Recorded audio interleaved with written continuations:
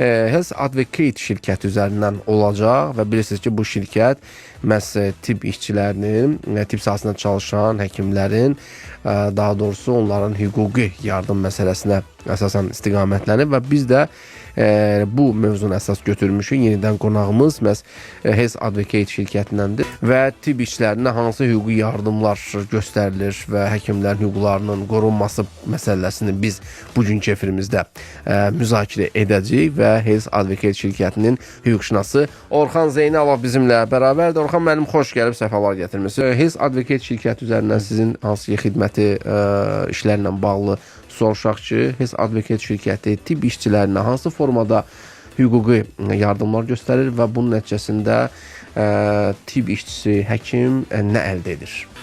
Bizimlə müqavilə bağlayan, bizimlə əməkdaşlıq edən tibb işçilərinə birinci növbədə biz həkimlə söhbət etdikdən sonra onun tibbi profilaktik fəaliyyəti ilə bağlı sənədləşmə işlərinə nəzər yetiririk.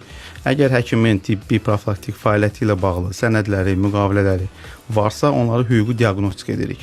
Əgər belə sənədlər yoxdursa, bu sənədlər bizim tərəfimizdən tərtib olunur və tərtib olunduqdan sonra mükəmməl səviyyədə həkimimizə təhvil verilir.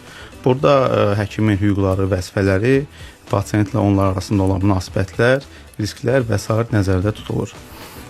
Bundan sonra isə biz əməkdaşlıq etdiyimiz həkimin ümumi fəaliyyətini özümüz üçün analiz edirik. Onun risklərini qiymətləndiririk, dəyərləndiririk və gələcəkdə bizi gözləyən risklərlə bağlı həkimimizə də mütəmadi məlumatlar veririk. Və digər bir məsələ də var ki, mümkündür ki, tibb işçisi ilə bağlı müəyyən şikayətlər olsun, pasiyent şikayəti və s.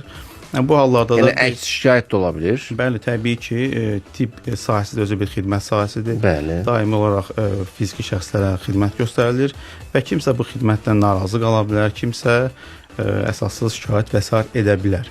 Bu halda hətta bəzən məsələ hüquq mühafizə orqanlarında da araşdırıla bilir. Hüquq mühafizə orqanına araşdırıldıqda isə harda olmasından asılı olmayaraq biz öz həkimimizə sona qədər hüquqi dəstək göstəririk. Məsələnin təbii ki, hüquq çərçivəsində onun xeyrinə müsbət həll edilməsi üçün əlimizdən gələni edirik.